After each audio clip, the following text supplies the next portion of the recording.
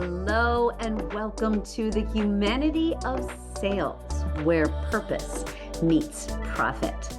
I'm Heather Hansen O'Neill. I am your host, and as always, I'm very excited to be with you today. We have another incredible guest. But before we get there, I just want to remind everyone, if you've never watched The Humanity of Sales, where purpose meets profit, welcome. So nice to have you here. Let me tell you what it's about. So, I love to bring people together, and I believe very strongly in the concept of infusing humanity into business. And I've done the research that shows that when you come into your relationships with your teams, with your customers, and you think about the impact that you are making on the community, that will all come back to you, right? It will come back in the form of profitability via engaged employees, happy, loyal customers. It's a thing.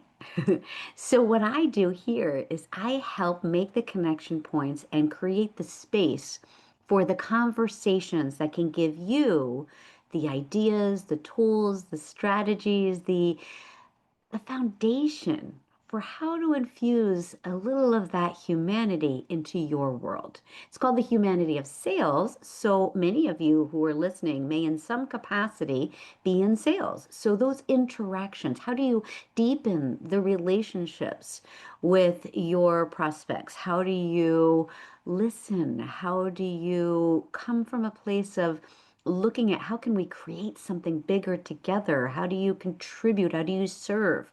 So here's the space. And each week, I like to bring cool people together to have conversations to help you, to get you thinking. So, what I'm here to say right now, before I introduce our guest, is this something that you're like, oh, I know somebody who would be perfect for that? Or perhaps you're thinking, I would be perfect for that. So, if you have an idea, if you show up from a place of humanity in your interactions and you've seen the correlation between purpose and profit, then let me know. Send me a message and say, hey, you know what?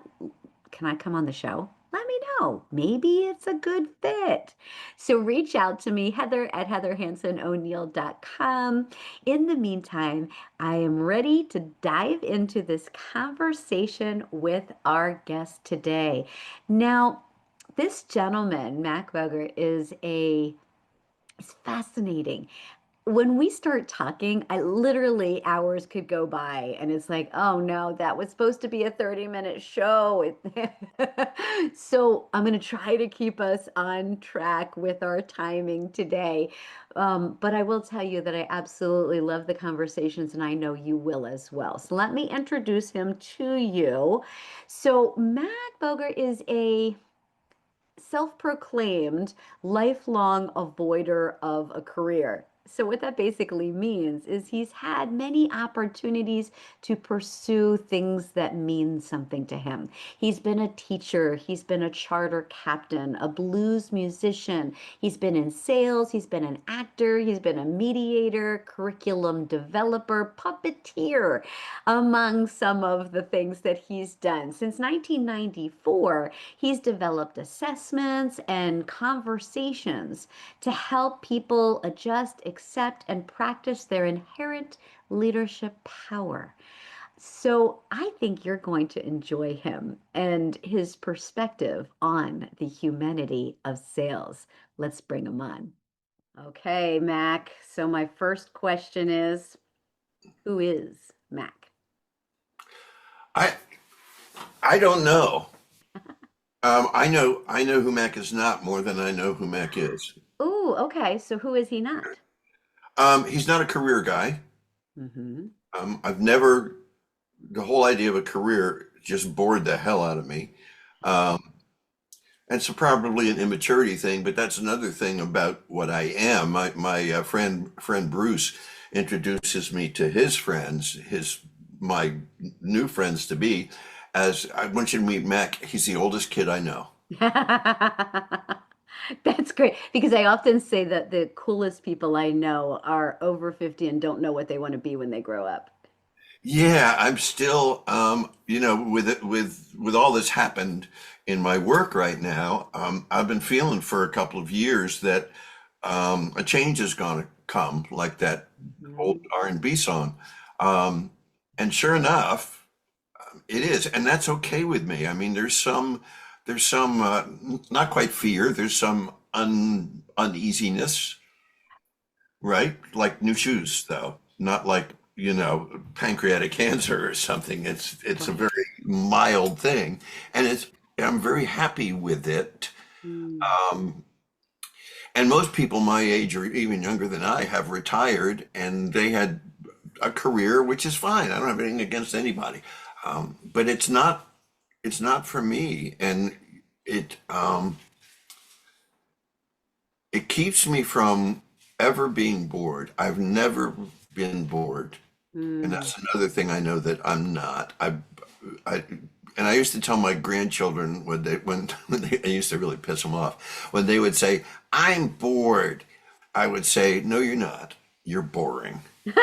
I And bet that did make them angry. it really did crank them up.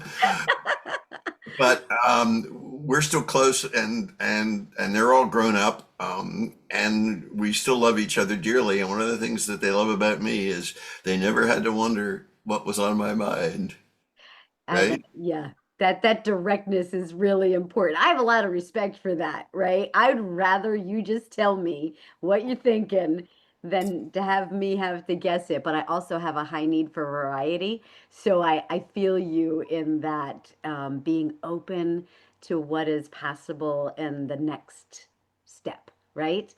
So that's wonderful. Now, Mac and I met through Biz Catalyst, 360 Nation, Humanity, Reimagined, Dennis Toko. So, Mac, tell me what brought you there, and that might help us make the connection point as to how we met there. Oh, it found me. Mm, It okay. found me. I've been posting, articles. I do Substack and that stuff, and I've been doing newsletters and podcasts and blogs and stuff for a long time. And I heard from this guy named Dennis Patako Mhm. out of the blue, and he said, "I read one of your things and I enjoyed it, and I do this thing called humanity." No, that was my book. I do this thing called the Friendship Bench, Yep. and here's the link, and why don't you stop by? And so I did, and I've never looked back. And after about a year of that, he asked me if I would be one of the co-hosts, which again found me. It's not something I was seeking, and so I bring a song, Mhm. and the song connects to what the topic's going to be, and then we just talk, and it's the closest thing to a 12-step meeting Mhm. in my life because for the most part, with very few exceptions, everybody there drops their shields. Yes. Yeah, the friendship bench is a beautiful space. It's Yeah, one of those things that we try to create with our friends, with our companies, with our teams, with our families, whatever it might be. It's a safe space, right? It's that safe, open space where people can, they're respectful, but it's okay to be different. It's okay. Whatever your question is, wherever you are at that moment in time, it's embraced. And it's really quite different and lovely. But it's getting me to think that Dennis doesn't sleep because he did the same thing to me, and he must be out there from 1 to 4 a.m. just looking for people who have humanity on their mind. And so this show, let's bring it to humanity for a moment. So this show being called The Humanity of Sales, where purpose meets profit, we talk a lot with business people about humanity. How do we bring humanity into business, into sales? And what it means is that connection point. How do we stop all the distraction, all the craziness, and just be present with another human being? How do we support and engage our people, our customers, do good in the community, and how ultimately, when you do those things, it comes back to you? So, having set that up, what are your thoughts on bringing humanity into business? Well, I think that that's our default setting Hmm. is to be human and humane and connected and caring and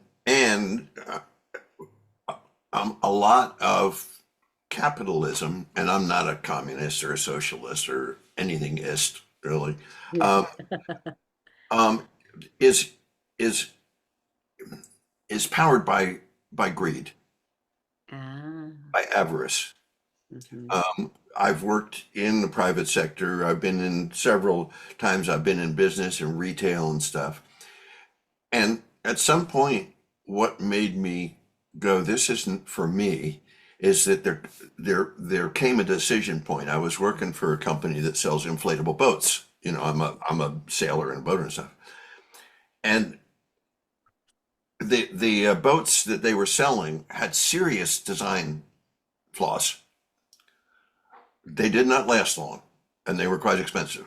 And I remember selling one to a guy. This was a top of the line one too. So I was just like, wow, I sold one of the big ones. But then I had this terrible taste in my mouth, and I went to my bosses, who were two French guys. I called them the Piranha Brothers. Um, and they said, "Mac, don't worry about it." Said, "By the time the boat breaks down, they won't bother to try to sue us or to get their money back. Just don't worry about it." Yeah, I'm looking at your face, and that was my face too. It's like, boy, I feel like I'm being sucked into living that way, Mhm. and I don't think I can I can do that. And it's not because I'm a candidate for sainthood.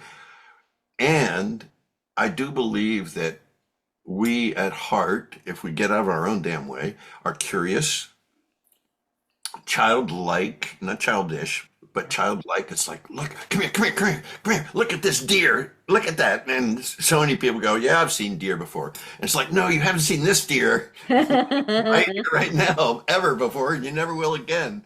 Um,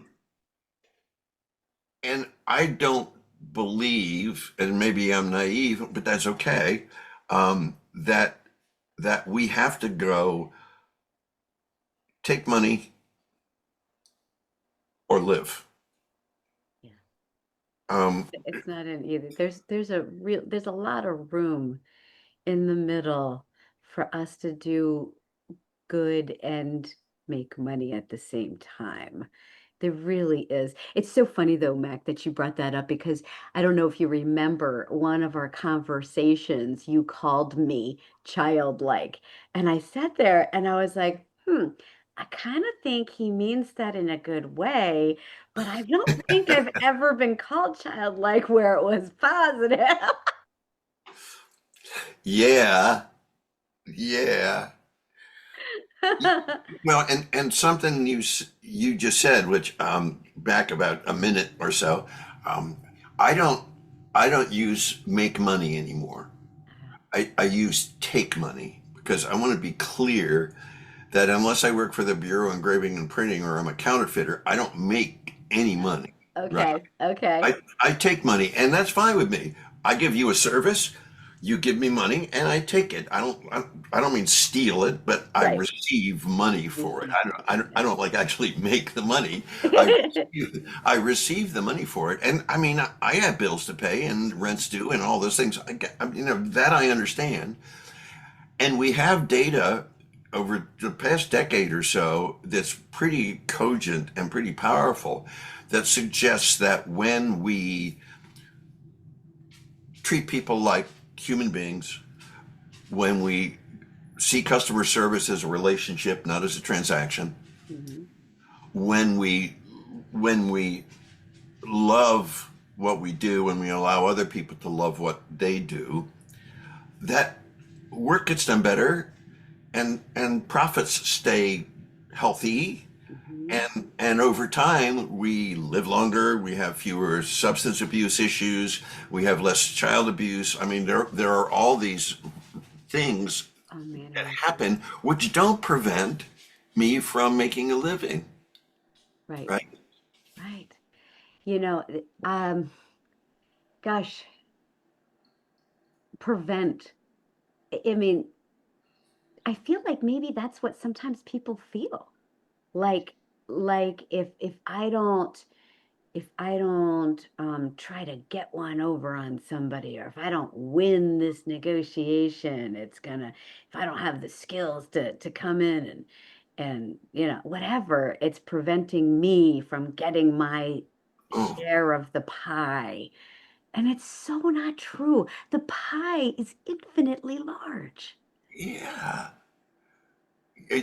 What you were talking about was what I called the philosophy of do it to them before they do it to you. Yes, Like, what yes. a way to, I just cannot live that way. And again, it's not because I'm wonderful and great. It's because it makes me physically uncomfortable. And you like to sleep at night, probably.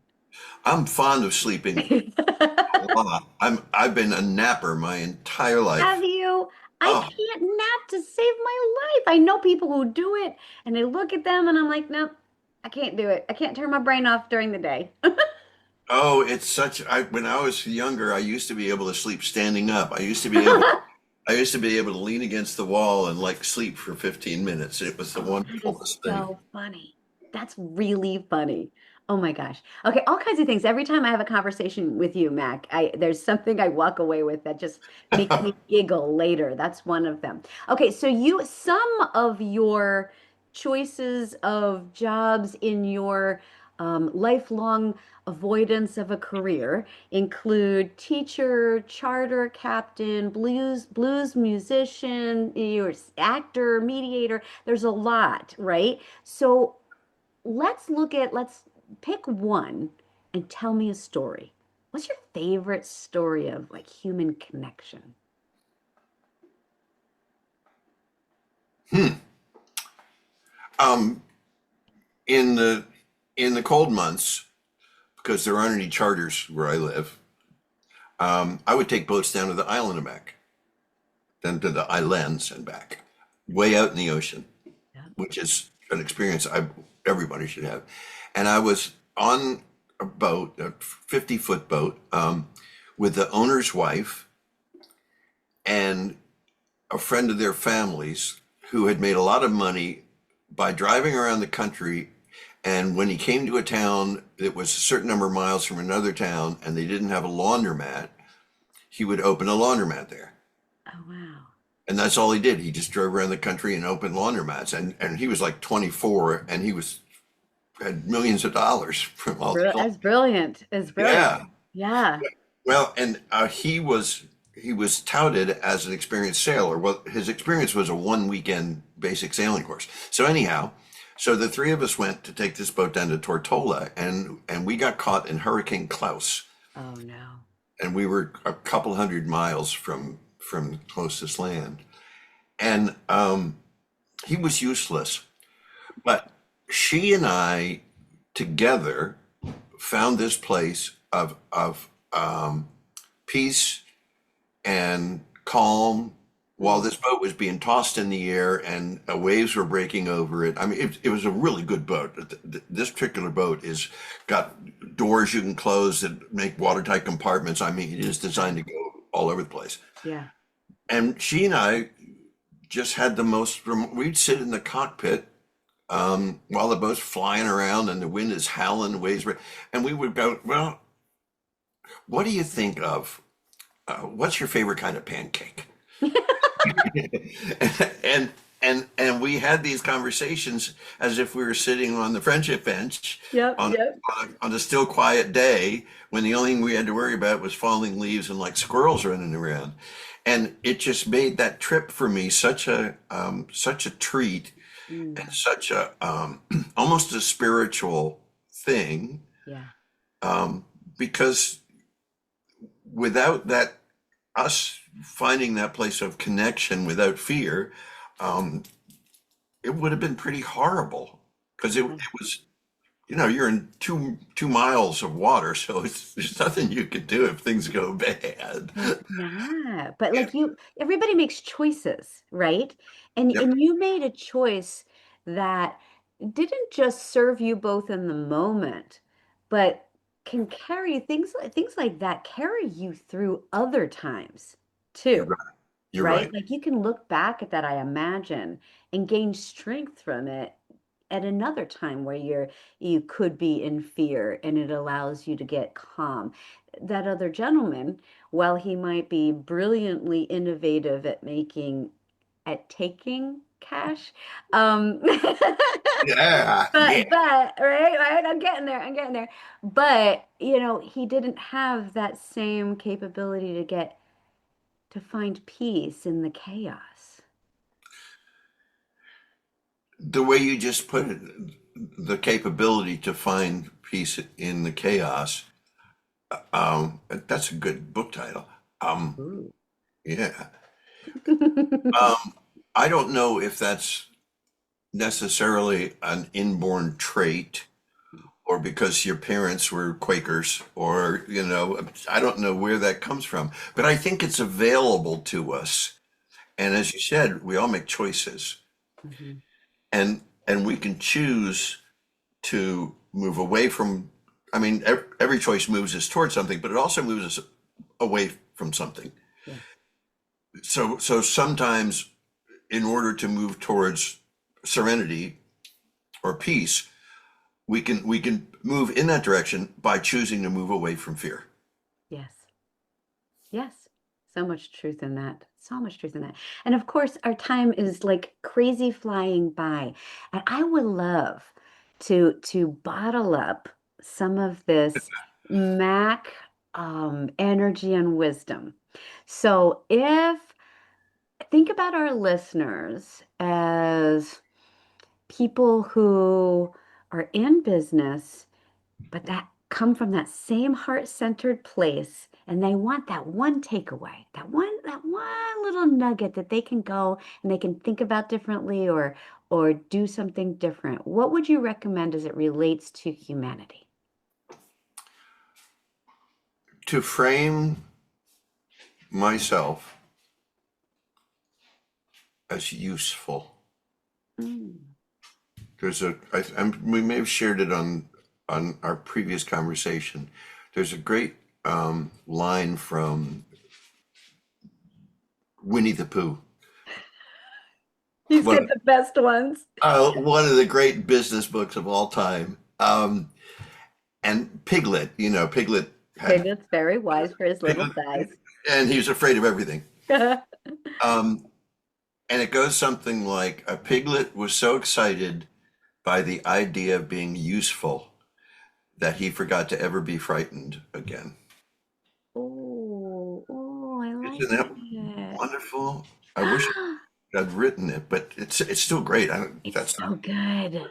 that's I so love good. So I can find when I feel like I'm butting up against right something's it. is to ask myself what can I do right now? Not what do I want to do because that doesn't always serve That me well. doesn't always work, yeah. No, it doesn't. What can I do right now that's the better useful thing? And that seems to really help me make much better choices, not just for me, but for everyone that I come in contact with. I love it. I mean, you can't get a better place to close this out, Mac. We need to have so viewers will also put in our show notes information on how to connect with Mac, and also we did another show together. Mac is a beautiful host of Back to Different podcast where we have a much longer, more luxurious conversation because it's an hour long versus our shorter one. So we'll put that there as well if anyone wants to take a listen to it because it's wonderful. And thank you. Thank you for bringing your whole self, your presence, your wisdom, and your magic to us here on the Humanity of Sales, where purpose meets profit. You're welcome. Wow. Another great Humanity of Sales interview. Big thanks to Mac Bogert for bringing his wisdom, for sharing Piglet and Pooh's advice, for his stories. I'm curious what you think and what you want to do or think differently to bring a little bit more humanity into your world, into your relationships, into your team or your company or in sales. I love to hear what you're thinking about and what you might do a little differently moving forward. And please remember, let me know if you know of someone who would be a great fit to interview on the Humanity of Sales, where purpose meets profit. In the meantime, subscribe, share the show, share the love, and I look forward to seeing you next time.